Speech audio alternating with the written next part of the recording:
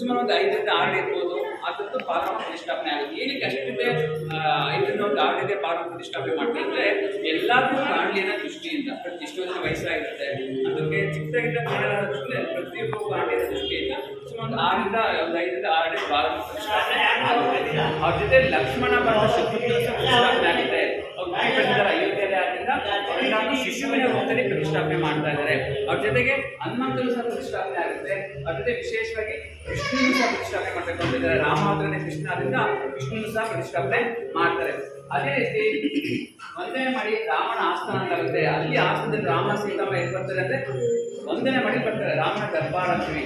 ಅಲ್ಲಿ ರಾಮ ಅಂತ ಏನೇನು ಘಟನೆಗಳು ನಡೆದಿರ್ತಾರ ಅದರ ಸಂಪೂರ್ಣ ಚಿತ್ರಣ ಮತ್ತೆ ಮಾಹಿತಿ ಸಹ ಸಿಗುತ್ತೆ. ಲಾಸ್ಟ್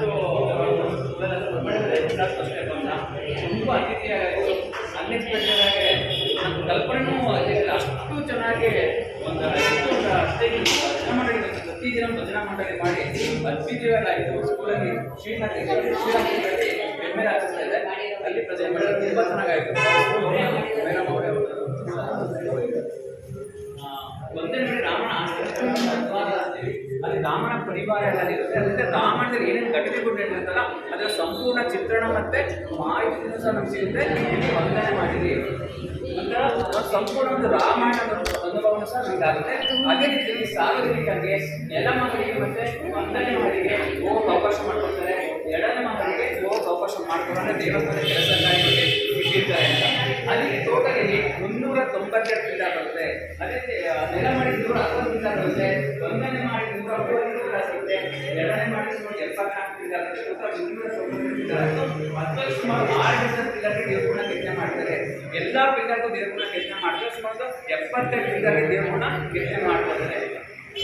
ಅಲ್ಲಿ ದೇವಸ್ಥಾನ ಗೋಪುರ ನೋಡ್ತೀವಿ. ಲಾಸ್ಟ್ ಗೋಪುರ ನೋಡ್ತಿರಲ್ಲ, ಆ ಗೋಪುರ 160 ಎತ್ತರ ಇದೆ, 260 ಎತ್ತರ ಇದೆ, 230 ಅಗಲ ಇದೆ. ಇದು ವಿಶ್ವದಲ್ಲೇ 3ನೇ ಅತಿದೊಡ್ಡ ದೇವಸ್ಥಾನ ಕಾಲದಲ್ಲಿ ಹಿಂದೂಗಳಲ್ಲಿ. ಇದನ್ನ 1000 ವರ್ಷ ಏನಾಗಿದೆ ಕನ್ಸ್ಟ್ರಕ್ಟ್ ಮಾಡ್ತಾರೆ. ಯಾವುದೇ ಮಳೆ ಗಾಳಿ ಕೂಡ ಹಂಗೆ ರೊಟೇಷನ್ ಮಾಡ್ತಿದ್ರು. ಯಾವುದೇ ರೀತಿ ಮಳೆ ಗಾಳಿ ಭೂಕಂಪ ಸಹ ಆಗಬಾರ್ದು. ಅದಕ್ಕೆ 1000 ವರ್ಷ ರಿಪೇರಿ ಸಹ ಬರ್ಬಾರ್ದು. ಆ ರೀತಿನ ಕನ್ಸ್ಟ್ರಕ್ಟ್ ಮಾಡ್ತಾರೆ. ಜಾಸ್ತಿ ಇದೆ. ನಮ್ಮ ಅಯೋಧ್ಯೆ ರಾಮದ ಆಗ್ತಾ ಇರೋದು 2.77 ಎಕರೆ ಅಯೋಧ್ಯೆ ರಾಮದ ಆಗ್ತಾ ಇದೆ. ಅಂದರೆ 2.3 ಎಕರೆ ಅಯೋಧ್ಯೆ ರಾಮದ ಆಗ್ತಾ ಇದೆ. ಅದೇ ರೀತಿ ಒಂದು ರೌಂಡ್ ಅಯೋಧ್ಯೆ ರಾಮದ ಪ್ರದರ್ಶನ ಬರಬೇಕು ಅಂದರೆ ಸುಮಾರು 750 ಮೀಟರ್ ಆಗುತ್ತೆ. 3/4 ಕಿಲೋಮೀಟರ್ ಬೇಕು. ಒಂದು ರೌಂಡ್ ಅಯೋಧ್ಯೆ ರಾಮದ ಪ್ರದರ್ಶನ ಬರಬೇಕು ಅಂದರೆ 3/4 ಕಿಲೋಮೀಟರ್ ಆಗುತ್ತೆ. ಪ್ರದರ್ಶನ ಮಾಡೋ ಜಾಗಗಳಲ್ಲಿ ಏನೇನು ಪ್ರತಿಷ್ಠಾಪನೆ ಆಗುತ್ತೆ ಅಂದರೆ ಋಷಿ ಮುನಿಗಳು ಮತ್ತು ಪಾತ್ರಧಾರಿಗಳನ್ನು ಪ್ರತಿಷ್ಠಾಪನೆ ಮಾಡ್ತಾರೆ. ಋಷಿ ಮುನಿಗಳು ಬಂದ್ಬಿಟ್ಟು ಮೇಡಮ್ ಮಾತಾಡಬೇಡಿ. ಲಾಸ್ಟು ವಸಿಷ್ಠರಾಗಿರ್ಬೋದು, ಅಗಸ್ತ್ಯರು, ವಿಶ್ವಾಮಿತ್ರರು, ಮಾತಾ ಶಬರಿ, ಜಟಾಯು, ವಿಷಾದರಾಜ ಮತ್ತು ಅಪರಿ ಪ್ರತಿಷ್ಠಾಪನೆ ಮಾಡ್ತಾರೆ.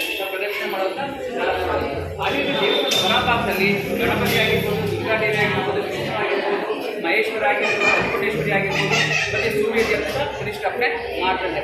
ಅದೇ ಡಿಸೈನ್ ಮಾಡಿರೋದು ಚಂದ್ರಕಾಂತ್ ಸೂಪರ್ ಫ್ಯಾಮಿಲಿ. ಅವ್ರು ಸುಮಾರು 15 ತಲೆಮಾರುಗಳಿಂದ ಈ ವಿಶ್ವದಲ್ಲಿ ಸುಮಾರು 3 ದೇವಸ್ಥಾನಕ್ಕಿಂತ ಹೆಚ್ಚಿಗೆ ದೇವಸ್ಥಾನಗಳನ್ನ ಡಿಸೈನ್ ಮಾಡಿದ್ರೆ. ಇವತ್ತು ಅದೇ ಫ್ಯಾಮಿಲಿಯಲ್ಲಿ ಚಂದ್ರಕಾಂತ್ ಸೂಪರ್ ಮತ್ತು ಅವರಿಬ್ಬರು ಮಕ್ಕಳು ನಿಖಿಲ್ ಸೂಪರ್ ಮತ್ತು ಆರ್ಷಿ ಸೂಪರ್ ಬಗ್ಗೆ ಡಿಸೈನ್ ಮಾಡ್ತಾರೆ. 2024 ಜನವರಿ 22ನೇ ತಾರೀಕು 11 ಗಂಟೆಯಿಂದ 1 ಗಂಟೆ ಒಳಗಡೆ ಬಾಲರಾಮನ ಪ್ರತಿಷ್ಠಾಪನೆ ಮಾಡ್ತಾರೆ. ಸಾರ್ವಜನಿಕರಿಗೆ ಅವಕಾಶ ಇರಲ್ಲ. ಸಾರ್ವಜನಿಕರ ಅಕ್ಕಪಕ್ಕದ ದೇವಸ್ಥಾನದಲ್ಲಿ ರಾಮ ಮತ್ತು ಹನುಮಂತನ ಅನುಷ್ಠಾನಗಳು ನಡೀತದೆ. ಅಲ್ಲಿ ಭಾಗವಹಿಸ್ಬೋದು. 2025ಕ್ಕೆ ಫುಲ್ ಕಂಪ್ಲೀಟ್ ಆಗುತ್ತೆ. 2024ರಲ್ಲಿ ಫುಲ್ ಕಂಪ್ಲೀಟ್ ಆಗಿರಲ್ಲ. ಎಷ್ಟೋ ಜನ ಅಂದರೆ 2024ಕ್ಕೆ ಫುಲ್ ಕಂಪ್ಲೀಟ್ ಆಗ್ತಾರೆ. 2024ಕ್ಕೆ ವಂದನೆ ಮಾಡಿದೆಯಲ್ಲ, ವಂದನೆ ಮಾಡಿದಾಗ ಮಾತ್ರ ಕಂಪ್ಲೀಟ್ ಆಗುತ್ತೆ.